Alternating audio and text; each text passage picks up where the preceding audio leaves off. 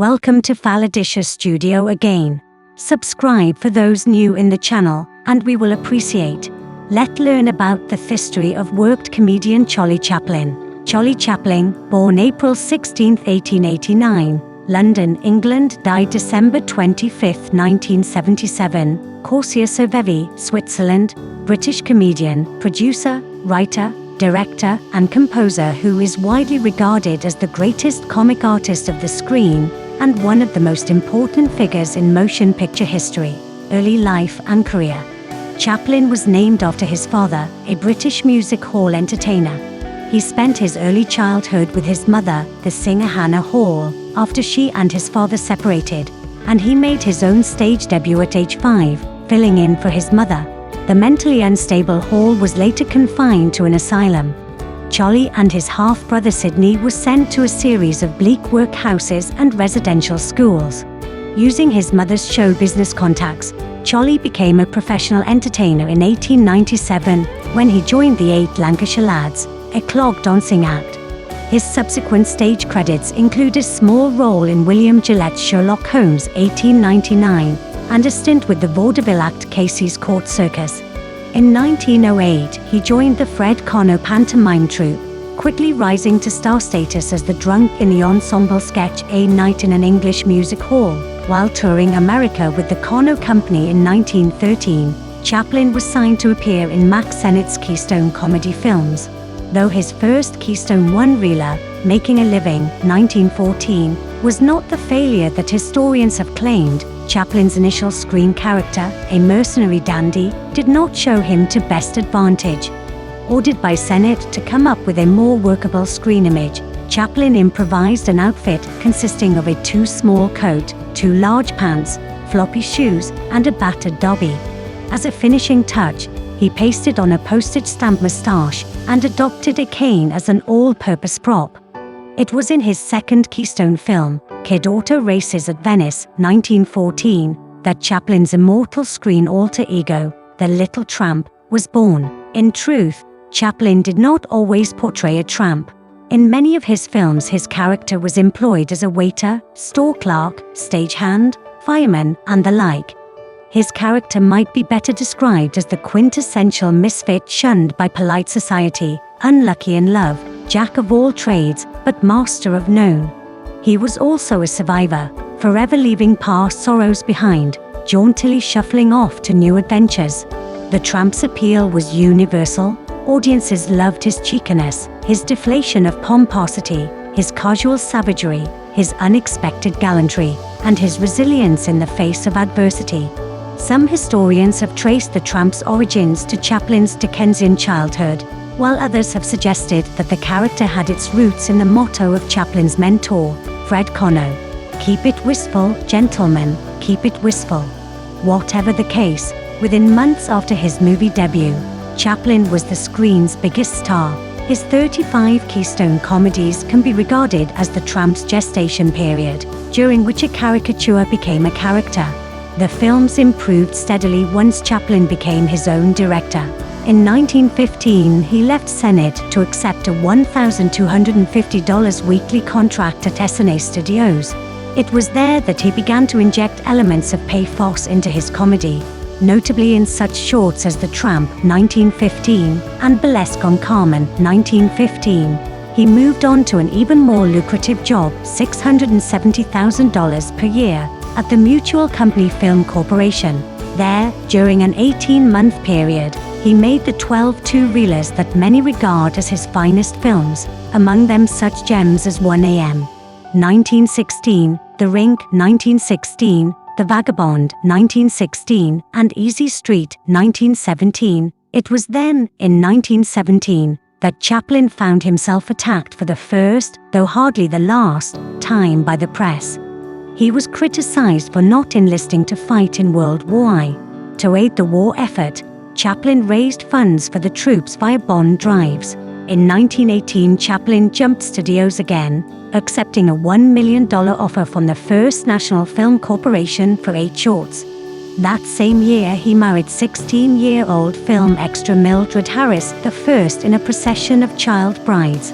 For his new studio, he made shorts such as Shoulder Arms, 1918, and The Pilgrim, 1923, and his first starring feature, The Kid, 1921, which starred the irresistible Jackie Coogan as the kid befriended and aided by the Little Tramp.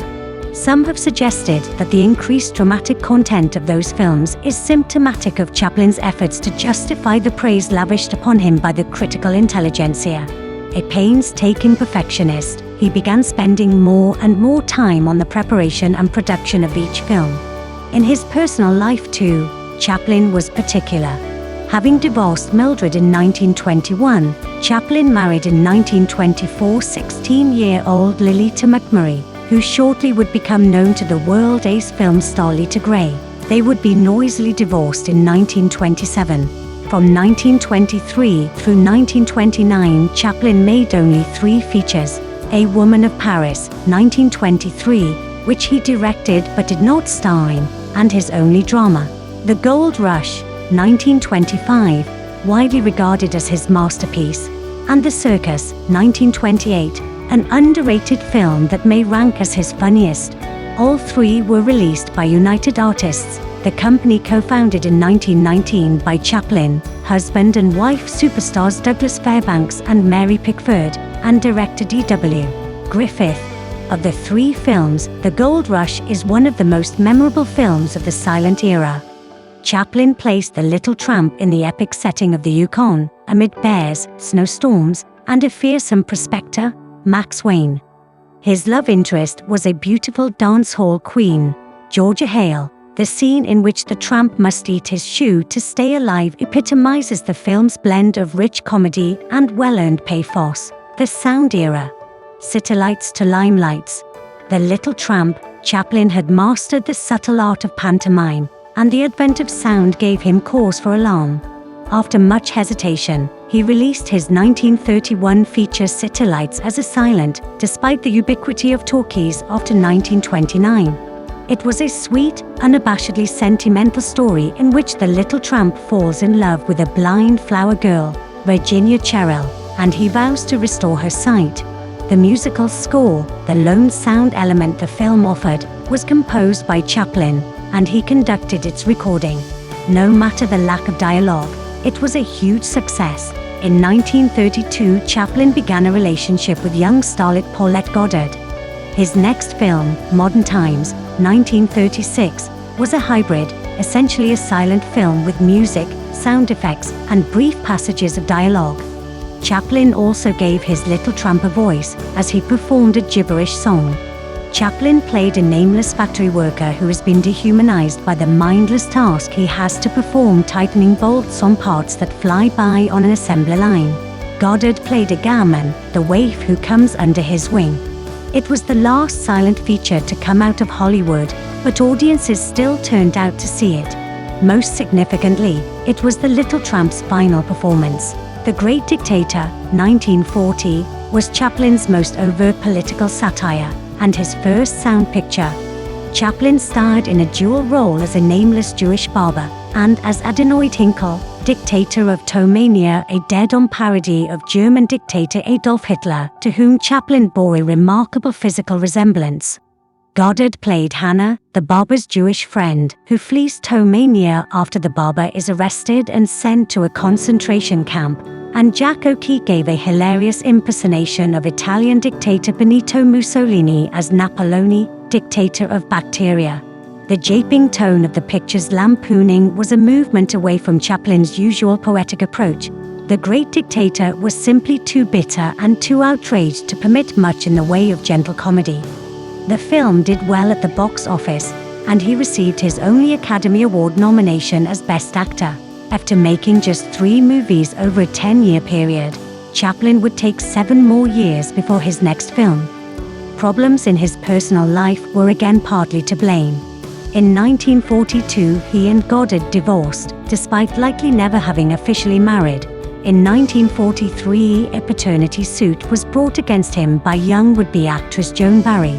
That same year, he married 18-year-old Una O'Neill, daughter of playwright Eugene O'Neill.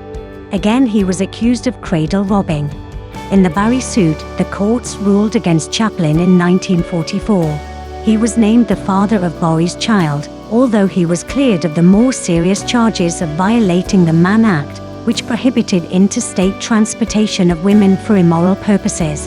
His darkest comedy, Monsieur Verdoux, was released in 1947, and by then Chaplin was in the headlines again, as possibly being called before the House Un-American Activities Committee, HUAC, to testify about his relations with communists, especially exiled German composer Hans Eisler. Chaplin starred in that comedy of murders, as Monsieur Verdoux was promoted as Henry Verdoux, a happily married father and former bank clerk who becomes the scourge of 1930s Paris by romancing and then killing a series of rich widows and spinsters for their fortune. Chaplin's character was based on French murderer Henry Landru, who was known as the Bluebeard of France when he went on his killing spree during the 1910s. Monsieur Verdoux was an utter failure commercially upon its release, his first since A Woman of Paris 24 years earlier, and critical opinion was divided. Although Chaplin's screenplay was nominated for an Oscar, it is still difficult to determine whether Monsieur Verdoux would have been better received had he not been suffering from the attentions of HUAC. When Chaplin heard news that he would be summoned before the committee, he immediately accepted, saying, "I am not a communist, I am a peacemonger."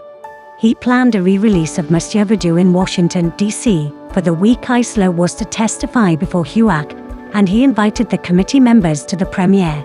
However, HUAC Chairman J. Parnell Roberts cancelled Chaplin's appearance and said he would not be a part of publicity for Monsieur Verdoux. Chaplin took another 5 years to launch his next film, The Melancholy Limelight, 1952. He played Calvero, a music hall idol whose day has passed, and British actress Claire Bloom co-starred as Terry, a ballet dancer whom Calvero saves from a suicide attempt. He shelters, encourages, and finally helps elevate her to the top of her profession, even as his own star dims and then blinks out. Chaplin's half-brother Sidney and his son Charlie, Jr., both had small parts, and silent comedy star Buster Keaton had a key role as a theater pianist who watches Calvero expire. Limelight would be given an Oscar for its score, to which Chaplin contributed in 1973, after the film finally received the requisite release in Los Angeles. For Chaplin, Limelight's release was further tainted by the U.S. Immigration and Naturalization Service advising him, as he sailed on an ocean liner with Una to the film's premiere in London, that he would be denied re-entry to the United States unless he was willing to answer charges of a political nature and of moral turpitude. The Chaplins continued on their way to England. She returned to the States to close out their business affairs, while he kept going, finally settling in Corsia-sur-Vevey, Switzerland, where he and Una would live for the rest of their lives. He liquidated his interest in United Artists, Final Works, A King in New York, and A Countess from Hong Kong. Chaplin made use of his own experiences as a victim of McCarthyism in his next film, The British-made A King in New York, 1957, satirizing the very witch hunts that had sent him into self-imposed exile. Chaplin fashioned a diatribe against the foibles of 1950s America that only occasionally managed to nail its target. Ironically, the film was not released in the United States until 1973, while an anthology titled The Chaplin Review, comprising the shorts A Dog's Life, 1918, Shoulder Arms, 1918, and The Pilgrim, 1923, was being given a theatrical release in the United States in 1959. Chaplin began work on his memoirs. My Autobiography, 1964, provided a great deal of information about Chaplin's childhood and rise to stardom, but was less forthcoming about his work and adult life. Nevertheless, the warm reception it was accorded made another film project viable. The passing of a full decade since A King in New York and the radical change in the political climate of the United States ensured that there was much anticipation surrounding A Countess from Hong Kong, 1967, a British-made romantic comedy starring Marlon Brando and Sophia Loren, the biggest names he had worked with since he himself was a premier box office draw.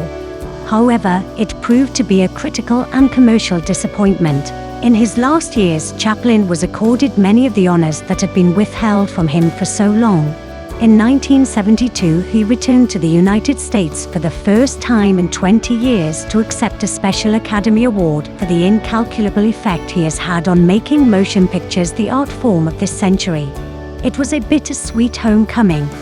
Chaplin had come to deplore the United States, but he was visibly and deeply moved by the 12-minute standing ovation he received at the Oscar ceremonies. As Alistair Cook described the events, Chaplin made one of his final public appearances in 1975, when he was knighted. Several months after his death, his body was briefly kidnapped from a Swiss cemetery by a pair of bungling thieves, a macabre coda that Chaplin might have concocted for one of his own two-reelers.